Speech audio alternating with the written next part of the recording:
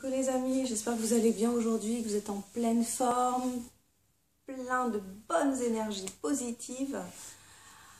Alors je me présente pour ceux qui ne me connaissent toujours pas, je suis Sandra Ganval, je suis écrivain indépendant, j'ai créé cette chaîne YouTube pour pouvoir partager avec vous des réflexions sur l'auto-édition, sur la lecture, sur l'écriture, pour vous parler de sujets qui me tiennent à cœur, pour vous donner envie aussi de découvrir mon petit univers. Donc pour ça, vous pouvez voir les liens que je mets sous la vidéo. Alors aujourd'hui, j'avais envie de vous parler du décès de Stephen Hawking. Voilà, j'ai appris ça, comme tout le monde, hier.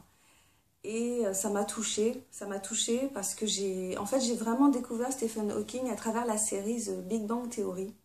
Alors pour ceux qui connaissent, Stephen Hawking fait de temps en temps des apparitions, faisait de temps en temps des apparitions dans cette série. Et puis les personnages qui sont des scientifiques geeks à fond font souvent référence à lui, se moquent de lui même, se moquent de son handicap. Enfin c'est très... Mais c'est toujours fait avec beaucoup de délicatesse quelque part, beaucoup d'amour. On sent l'amour des scénaristes, on sent l'amour des acteurs pour ce physicien, le respect aussi qu'ils ont pour eux.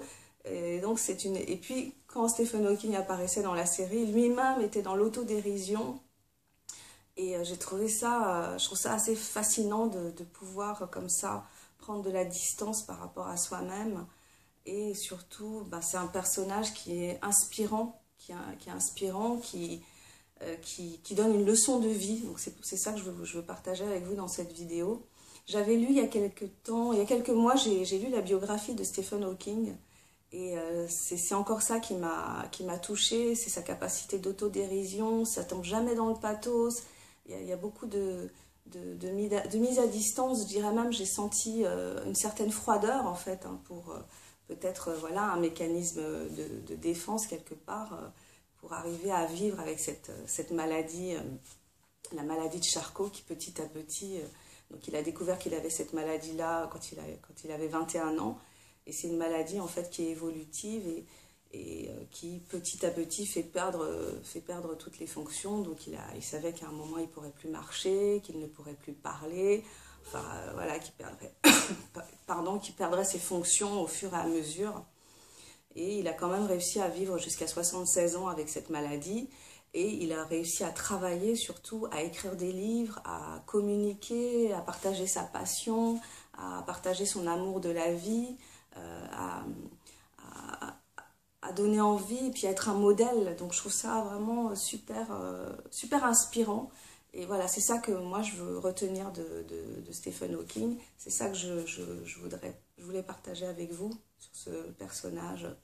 Et ça me fait penser à cette phrase je crois que c'est une phrase de Mark Twain qui dit « Ne laissez pas ce que vous n'avez pas vous empêcher d'utiliser ce que vous avez. » Ne laissez pas ce que vous n'avez pas vous empêcher d'utiliser ce que vous avez. Et je trouve que ça colle totalement avec le personnage de Stephen Hawking, parce que à sa place, comment est-ce qu'on aurait vécu ça? Je veux dire, même en ayant un super cerveau de génie, accepter d'être cette personne handicapée, waouh!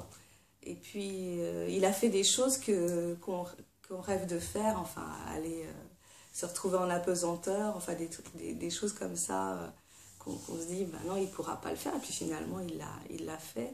Donc c'est une belle leçon de courage, une belle leçon de vie, et puis une belle leçon d'amour de la vie. Donc nos excuses, nos craintes, nos angoisses, voilà, nous qui sommes valides, qui pouvons faire tellement de choses, et qui nous empêchons souvent de faire les choses, je trouve que ce genre d'exemple, ça nous pousse à nous dépasser et à nous dire que je ne suis pas un génie, mais j'ai des capacités, il y a des choses que j'ai envie de faire, il y a des choses que je peux faire, je vais les faire, je vais affronter mes peurs, je vais avancer, je vais y aller.